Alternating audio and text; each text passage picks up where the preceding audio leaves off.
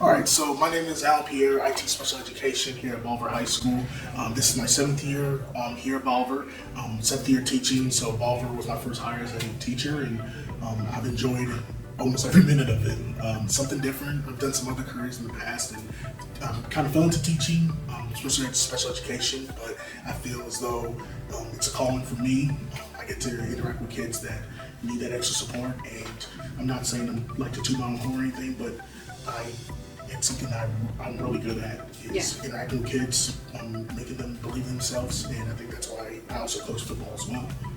Correlation between the two of building kids up and loving on their success. So I've always, in college, I knew I wanted to do something with kids in some way, and at first I was a social worker. I did that for about 2 years. Enjoyed that as well, but after a while it was just taxing, constantly seeing kind of the negative side of people, and I felt as though I needed some sort of career change. Fellow coach, he gave me a call and said, hey, we need a coach, football coach and special education teacher. I know you're currently working as a social worker, would you be interested? And I prayed about it, talked to my wife, and felt as though, maybe a good career change. And as soon as I started, like I said, I'm very passionate, but it just felt like a glove, if that makes sense. Yeah. And I'm really excited. I don't feel like I'm working sometimes, if that makes sense. Yeah, it does. It's like, I get paid for it. I have to do a lot of, paperwork and all sorts of, mess happens, but I like the mess sometimes. Yeah. It makes you go, this is the job. And it's frustrating, but that's the job, and I like it. Yeah. So what inspires me is just the reminder that when I see my kids struggling or they need help, I like being there for them. I like helping them. It's not like when the light turns on and we go, oh, and it's like, yes, yes, I'm glad you see it, Johnny, so I like it. Yeah. At the end of the day, I just like it. Yeah. It sounds, your face and your voice sounds like you love it as well. Yes, yes I do. Yes I do. Number one thing is make sure kids are successful after high school. High school is kind of a bubble. You're not quite an adult, but you're also mature enough to understand what you are wanting to do with your life. And so when kids leave here, I like to see their success stories. I have other kids who make good money. They're very successful, but they were just born with a learning disability that hindered them here at the high school. They leave here, they know that someone cares about them, that they were properly trained. Trained is the wrong word, but they have confidence. They have confidence. Thank you. They have confidence in what they're doing. They may not know always, hey, I'm doing this, appropriately, but if you're confident and you're one to ask for help, people are going to help you. I want my kids to be prepared when they get into the world, because the real world is unforgiving sometimes. Right. It just is. It is. And when I see a kid who struggled here and they are successful out there, that's the best part of the job. I can't beat that. Yeah. I can't beat it. I graduated with a bachelor's degree, and that but with criminal justice psychology. So when I came to this job, I had to go back to school and finish up my bachelor's in teaching, and currently I'm getting my master's in administration, special education. Yeah. You also mentioned earlier that you were a coach. Did you have to have any training for that? Or? I played football in college, and I was student coach a year after college. And I felt as though that kind of led me to experience. Coach different little leagues. Currently, I coach t-ball for my daughter's age range. Yeah. So coaching has always been something I've been interested in, and I would say not necessarily really training. It's just I'm willing to ask questions, and I'm willing to get better at it. So I do a lot of research on my own about what drills, what plays, how can I, motivate kids better. So I guess a lot of my training isn't necessarily formal. It's a lot of informal, just researching and asking other coaches what's and experiencing too. And experiencing as well. Yeah. I'm gonna go to coaching real quick. Okay. We can talk enough about that, but currently I have a player who just is on the Kansas City Chiefs roster.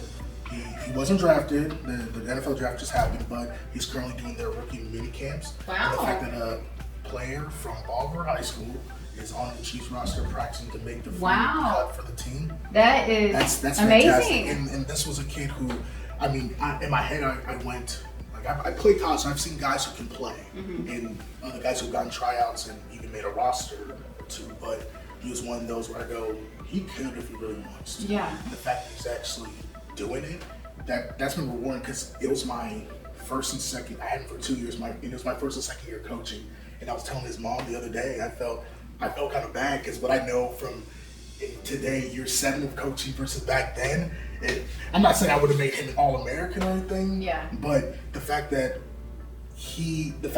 I learned to be a better coach because of him was rewarding, and now he's being successful in his field, and I feel as though I'm continuously getting better each and every year. So watching someone who's growing again, and I think that's why I like coaching and teaching, because it's just amazing to see a flower grow, and seeing kids blossom into who they are, mature adults. That's a reward. I can't take it like that. I appreciate it. I love it.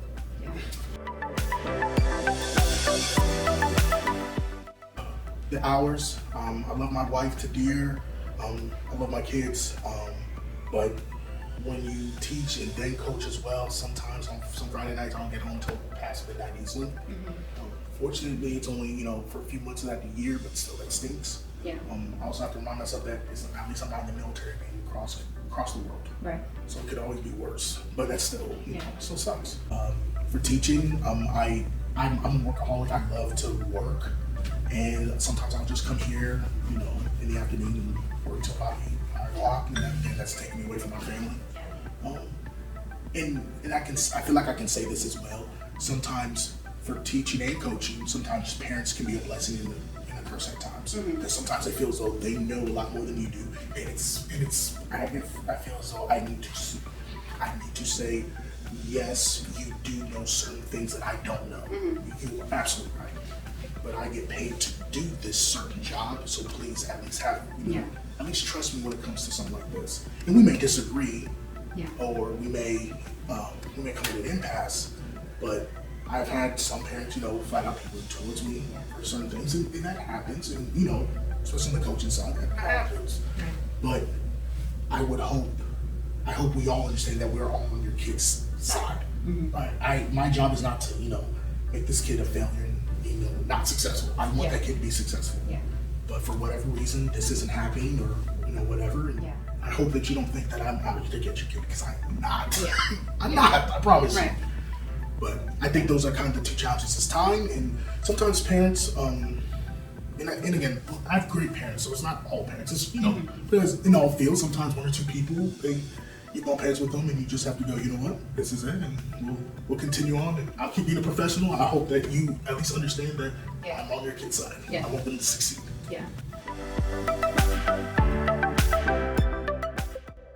I love the library. At least in college, I would go to the library at least 3 times a week to get my assignments done. It was the one place on campus that I felt as though I could get things done. I have a lot of distractions in my life, and even as of in 2016, 2017, when I was doing my classes, I still would either come to our school library or the library at SBU, or even the Polk County Library. I just need somewhere quiet. Isolated. Another path, and this is kind of off topic, is my kids. They enjoy going to the library as well. They like the crafts. Lydia did a craft night, a couple weeks ago, and they liked it. And I'm not a craft person. Neither am I. Legos are the extent of it, but my girls, they really are, and they just dove into it, and I was proud of them. And so activities like those where kids can kind of show their creativity, I think is fantastic. And we've also checked out books there as well. So the library is not just about a warehouse of books. Yes. So it I don't know, it makes me feel good.